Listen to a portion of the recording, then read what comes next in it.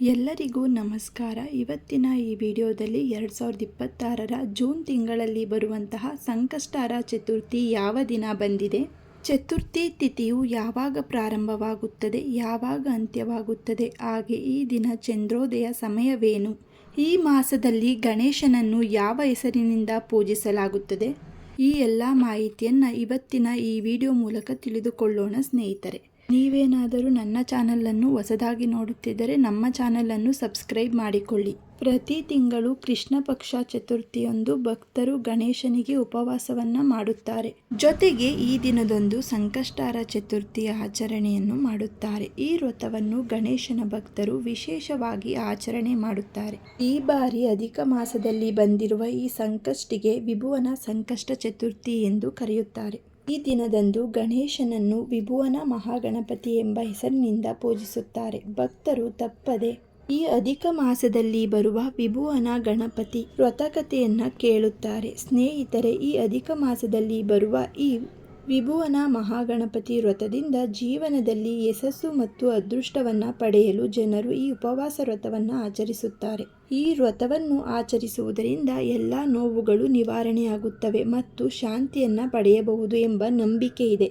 ಅಧಿಕ ಮಾಸದಲ್ಲಿ ಗಣೇಶನನ್ನು ವಿಭುವನ ಮಹಾಗಣಪತಿ ಎಂಬ ಹೆಸರಿನಲ್ಲಿ ದುರ್ಗಾಪೀಠದ ಮೇಲೆ ಆಹ್ವಾನಿಸಿ ಪೂಜೆ ಮಾಡುತ್ತಾರೆ. 2026ನೇ ಇಸವಿ ಜೂನ್ ತಿಂಗಳಲ್ಲಿ ಬರುವ ಸಂಕಷ್ಟಹರ ಚತುರ್ಥಿ ವ್ರತವನ್ನು ಜೂನ್ 3ನೇ ತಾರೀಕು 2026 ಬುಧವಾರದಂದು ಆಚರಣೆ ಮಾಡಲಾಗುತ್ತದೆ.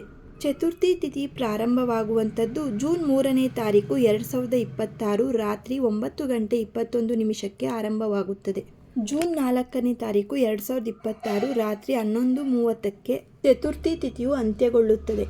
ಸ್ನೇಹಿತರೆ, ಈ ಬಾರಿ ಈ ಸಂಕಷ್ಟಹರ ಚತುರ್ಥಿ ವ್ರತವನ್ನು ನಾವು ಜೂನ್ 3ನೇ ತಾರೀಕು 2026ರಂದು ಬುಧವಾರದಂದು ವಿಶೇಷವಾಗಿ ಈ ದಿನದಂದು ಆಚರಣೆಯನ್ನು ಮಾಡುತ್ತೇವೆ.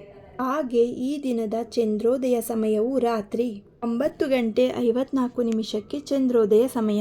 ಈ ಸಂಕಷ್ಟಹರ ಚತುರ್ಥಿಯನ್ನು ವಿಭುವನ ಸಂಕಷ್ಟಹರ ಚತುರ್ಥಿ ಎಂಬ ಹೆಸರಿನಿಂದ ಆಚರಿಸುತ್ತೇವೆ. ಗಣೇಶ ಚತುರ್ಥಿ ದಿನದ ವಿಶೇಷತೆ ಮತ್ತು ಪೂಜಾ ವಿಧಾನವನ್ನು ತಿಳಿದುಕೊಳ್ಳೋಣ ಸ್ನೇಹಿತರೆ.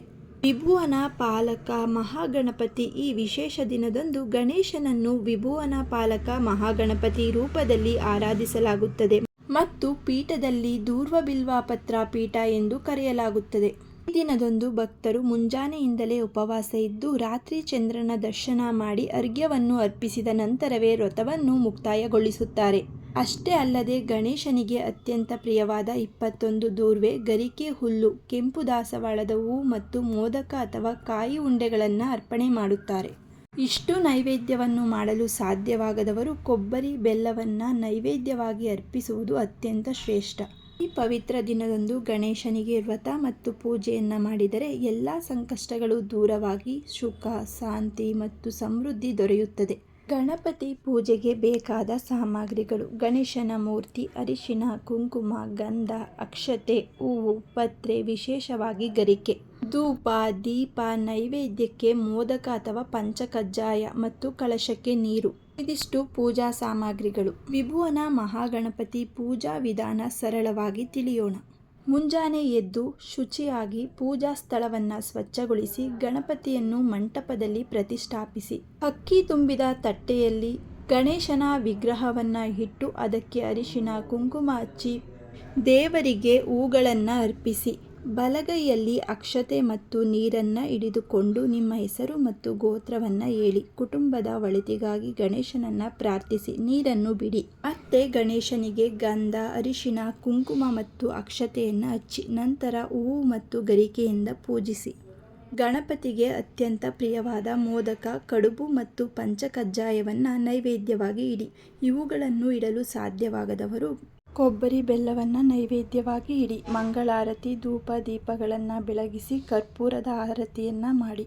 ಆರತಿಯ ನಂತರ ಗಣೇಶನಿಗೆ ನಮಸ್ಕರಿಸಿ ಓಂ ಗಂ ಗಣಪತೆ ನಮಃ ಎಂಬ ಮಂತ್ರವನ್ನು 108 ಬಾರಿ ಜಪಿಸಿ. ಸ್ನೇಹಿತರೆ, ಈ ವಿಡಿಯೋದಲ್ಲಿ 2026ರಲ್ಲಿ ಬರುವ ಸಂಕಷ್ಟಹರ ಚತುರ್ಥಿ ಯಾವ ದಿನ ಬಂದಿದೆ, ಚತುರ್ಥಿ ತಿಥಿ ಯಾವಾಗ ಪ್ರಾರಂಭವಾಗುತ್ತದೆ, ಯಾವಾಗ ಅಂತ್ಯವಾಗುತ್ತದೆ ಹಾಗೂ ಚಂದ್ರೋದಯ ಸಮಯವೇನು, ಈ ಎಲ್ಲ ಮಾಹಿತಿಯನ್ನು ಇವತ್ತಿನ ಈ ವಿಡಿಯೋ ಮೂಲಕ ತಿಳಿಸಿದ್ದೇವೆ. ಇವತ್ತಿನ ಈ ಮಾಹಿತಿ ನಿಮಗೆ ಇಷ್ಟವಾಗಿದ್ದಲ್ಲಿ ಈ ವಿಡಿಯೋವನ್ನು ಲೈಕ್ ಮಾಡಿ, ಹಾಗೆ ನಿಮ್ಮ ಫ್ಯಾಮಿಲಿ ಮತ್ತು ಫ್ರೆಂಡ್ಗೆ ಶೇರ್ ಮಾಡಿ. ಇದೇ ರೀತಿಯ ಮತ್ತಷ್ಟು ಮಾಹಿತಿಗಾಗಿ ನಮ್ಮ ಚಾನಲನ್ನು ಸಬ್ಸ್ಕ್ರೈಬ್ ಮಾಡಿಕೊಳ್ಳಿ. ಮತ್ತೆ ಸಿಗೋಣ ಮತ್ತೊಂದು ವಿಡಿಯೋದಲ್ಲಿ. ಎಲ್ಲರಿಗೂ ಧನ್ಯವಾದಗಳು.